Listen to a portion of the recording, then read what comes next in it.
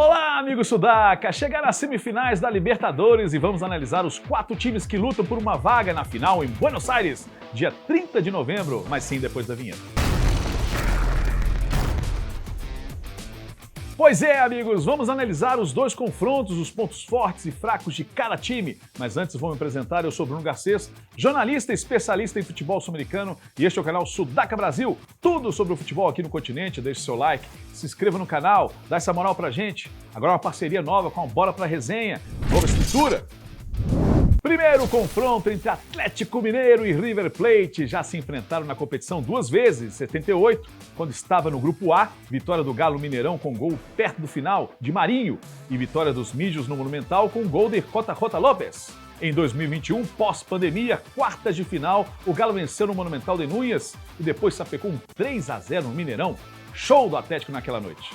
Começamos então pelo Atlético El Mineiro, Galo forte vingador, time que nessa Libertadores tem 10 jogos, 7 vitórias, 1 empate e 2 derrotas, 18 gols a favor e 8 contra. Ficou em primeiro lugar no grupo que tinha Rosário Central, Caracas e o outro semifinalista, o Peñarol, grupo um pouco encardido.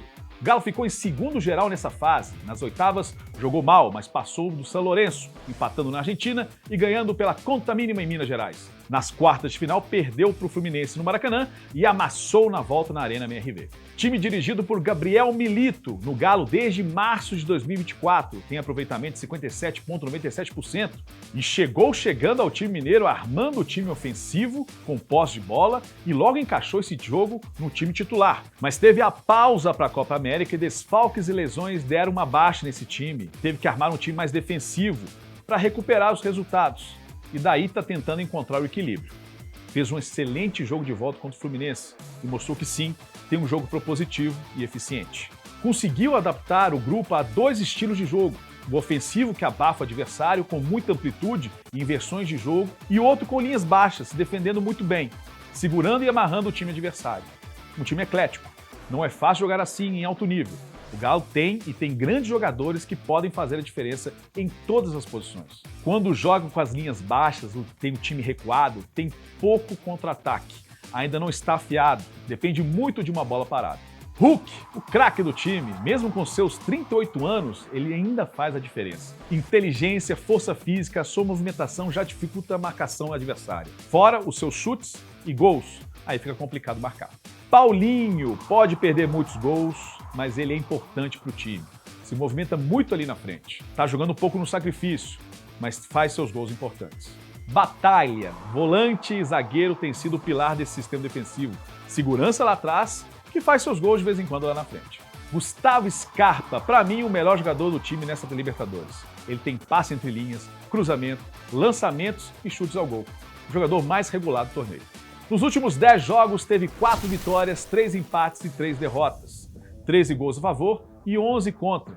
Bem equilibrado com o time misto e reserva em alguns jogos. E no Brasileirão se encontra no meio da tabela. A maioria dos gols sofridos foi de contra-ataque e a perda da bola no meio de campo.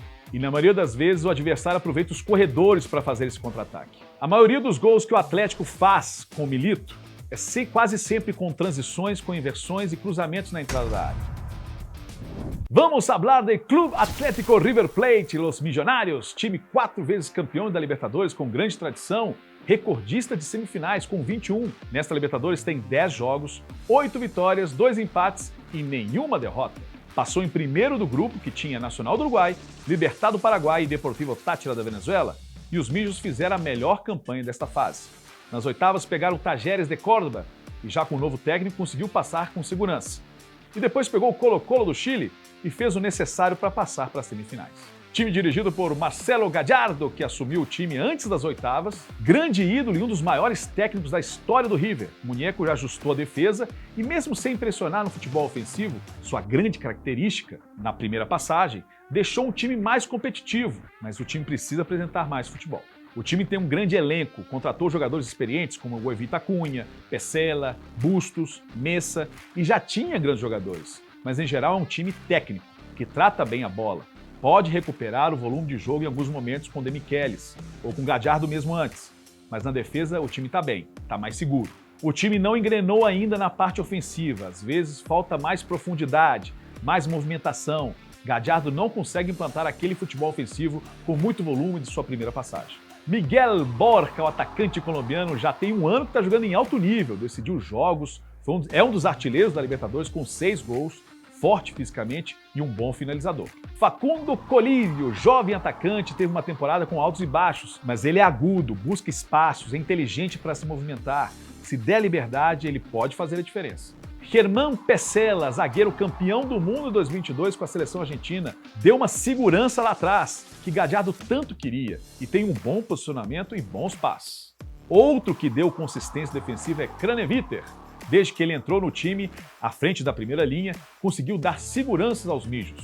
Se a defesa melhorou, muito se deve a El Colo. Nos últimos 10 jogos, 4 vitórias, 5 empates e 1 derrota. 10 gols a favor e 5 contra. Tá vendo? O Munheco arrumou a defesa. Na Liga Argentina, o time está no meio da tabela e se afastou muito do título. Dos gols que o River fez nesses últimos 10 jogos, tem de tudo, mas principalmente bolas paradas e disputas ganhas na segunda bola. Transições rápidas ali na frente. Tomou poucos gols, mas com passes infiltrados e nas costas da última linha, seja pelo corredor ou mais centralizado. Neste confronto, difícil prever o vencedor, mas o momento do time de Milito é melhor. Mas não dá para subestimar os times de Gallardo. Mas eu fico com o time de Milito. Galo passa. No outro confronto entre Botafogo e Peñarol, estilos diferentes, duas escolas diferentes e na história se enfrentaram uma vez na Libertadores e uma na extinta Copa Conmebol. Mas na Libertadores foi em 73, era a fase de grupos. E os brasileiros enfrentaram os uruguaios. O Fogão ganhou no Maracanã por 4-1, com show de Fischer e Jairzinho. E no Uruguai ficou 2-2. Morena fez os 2 dos Carboneiros e Marinho Chagas e Fischer fizeram para o Fogão. O time carioca chegou às semifinais, mas não passou para a final. Começamos pelo Botafogo, glorioso Fogão, que nunca ganhou a Libertadores. O único dessa semifinal que nunca ganhou. Fez 14 jogos, porque veio da pré-Libertadores. Teve 7 vitórias, 5 empates e 2 derrotas. Tirou a Aurora da Bolívia e depois o Bragantino para chegar na fase de grupos. Foi de menos a mais. Acabou chegando em segundo, ficando atrás do Júnior Barranquilla e à frente da Liga de Quito e Universitário do Peru. Nas oitavas, pegou o forte Palmeiras e em 2 jogos eletrizantes conseguiu classificação de forma heróica. Depois pegou outro gigante paulista, o São Paulo, e depois de 2 empates, venceu nos pênaltis e chegou às semifinais. Dirigido pelo técnico português Arthur Jorge, o time se acertou durante a fase de grupos da Libertadores, conseguindo um time mais seguro lá atrás e eficiente lá na frente.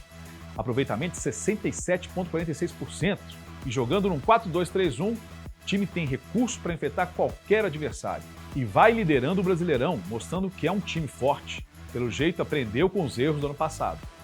Com um grande elenco, fica até mais fácil. Isso o torcedor não pode se queixar. Foi muito bem no mercado. É um time que pressiona muito bem quando não tem a bola, em todas as fases. Encaixa da marcação, quase sempre encaixa corretamente. Tem um time rápido nessa transição ofensiva, com jogadores acima da média lá na frente. Jogadores muito bem orientados e tranquilos no que fazer em campo, em diversas situações. O time tem dificuldade em criar oportunidades quando o time adversário oferece a bola e fica com as suas linhas recuadas. O time fica refém da criatividade e inteligência de seus jogadores. Se tiver uma noite boa, ótimo. Se não tiver, tem dificuldade. Luiz Henrique, talvez o melhor ponta ao extremo do hoje do futebol brasileiro. O que está jogando o Luiz Henrique é impressionante e foi convocado para a seleção por causa disso. Habilidoso, com passadas largas, muito rápido. Difícil parar ele no 1 contra 1. Outro atacante convocado para a seleção é Igor Jesus, centroavante que faz bem o pivô, distribui bem o jogo e excelente finalizador. Também um achado do Fogão, titular da seleção. Jefferson Savarino, o que o venezuelano está jogando é impressionante, ventilando todo o time lá na frente, distribui bem o jogo, dá passes entre linhas. Savalizo tem sido uma peça fundamental para o Fogão nessa reta final. E temos que falar de Thiago Almada, aos poucos vai se adaptando ao futebol brasileiro e ao Botafogo. O argentino é muito habilidoso e arisco. Quando parte para cima é difícil de marcar. Nos últimos 10 jogos, 6 vitórias e 4 empates e nenhuma derrota. Time embalado, 13 gols a favor e 5 contra. Um time muito equilibrado, por isso vai muito bem no Brasileiro. Toma poucos gols, time compacto, por isso toma muito gol de contra-ataque. Mas tem equilibrado isso nos últimos jogos. E a maioria dos seus gols quase sempre saem de bons contra-ataques e transições muito bem feitas e rápidas. Vamos falar agora do Peñarol Los Carboneros. O time uruguaio, pentacampeão da competição, fez 10 jogos nessa edição 2024, 6 vitórias, 1 empate e 3 derrotas, com 17 gols a favor e 6 gols contra. O time se classificou em segundo no grupo G, ficando atrás do Atlético Mineiro e à frente do Rosário Central e do Caracas da Venezuela. Nas oitavas enfrentou o The Strongest e fez sua classificação ao amassar o time boliviano em casa. E nas quartas passou em cima do forte Flamengo, ganhando no Maracanã e segurando a vantagem no Uruguai. O time é dirigido pelo ídolo do clube, Diego Aguirre La Fiera, é ídolo do clube como jogador e como técnico. Ele estava nas 2 últimas finais dos Carboneiros, em 2011 como técnico e em 87 como jogador, montando o time com um bom sistema defensivo, com uma marcação muito forte e muita garra. O time é competitivo e conta com um cara diferente lá na frente, que é Léo Fernandes. Jogando num 4-2-3-1 e com um ótimo aproveitamento, o time é muito voluntarioso na marcação e um bom contra-ataque, bem efetivo. Um time muito aplicado na marcação em todas as fases, principalmente no meio de campo, uma defesa sólida e forte, e com um grande goleiro. O time de Aguirre é tranquilo para receber essa pressão e consegue ser efetivo nos contra-ataques, e principalmente nas bolas paradas. Aí conta muito com a habilidade de Léo Fernandes, o melhor do time. A falta de criatividade quando o adversário oferece mais a posse de bola e ele recua suas linhas. O time tem dificuldade de furar o bloqueio e depende ainda mais de Léo Fernandes. Tem um bom padrão de jogo e bem treinado, mas fácil de ser decifrado. Léo Fernandes, o ex-fluminense, tem sido o melhor do time nessa competição e na temporada e os melhores da Libertadores. Léo tem um bom chute de longe, bons cruzamentos, bons passes e faz esse time do Peñarol jogar.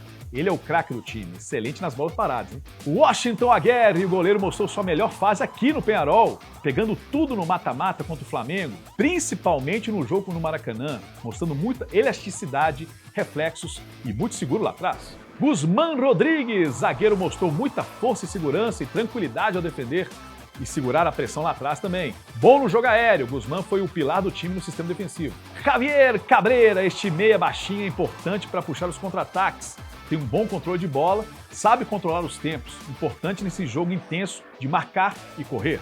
Nos últimos 10 jogos, o Peñarol tem 6 vitórias, 2 empates e 2 derrotas, 16 gols a favor, 4 gols em contra. Defesa afiada e vai em terceiro no clausura, sendo que já ganhou a apertura. Dos 4 gols que sofreu nesses jogos, ou foram de pênalti ou de fora da área, e seus gols em sua maioria foram de bola parada e de contra-ataques, muito bem executados. Neste confronto, eu aposto mais no Botafogo e em seu estilo mais adaptável e na qualidade de seus grandes jogadores. O Botafogo, para mim, é o favorito. Espero que você tenha gostado desse vídeo de análise das semifinais da Libertadores. Deixe nos comentários quem você acha que passa para a final lá em Buenos Aires. Muito obrigado pela sua audiência, fique com Deus, tchau, tchau.